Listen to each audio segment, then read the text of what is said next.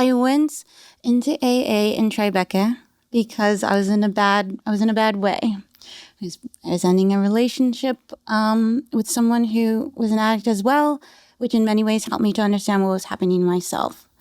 I was staying with another ex in like the attic of his loft. It was a terrible, very sad time in my life. And the nearest meeting was in Tribeca in a very white, affluent part of town at this very sterile,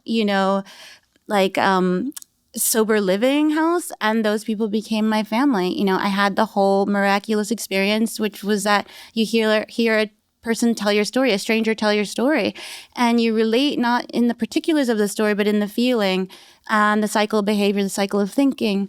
And so I stayed. I loved it. I was like, oh my God. But what really stood out to me was like the way these people talk about substance use disorder has nothing to do with the way my family talks about it or understands it.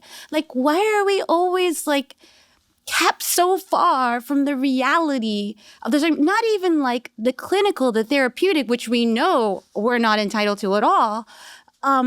But just the facts, the simple facts. That's why I always say I'm not interested in getting my parents' sympathy or acceptance. I believe that when they become acquainted with the facts, they will understand for themselves, which they have.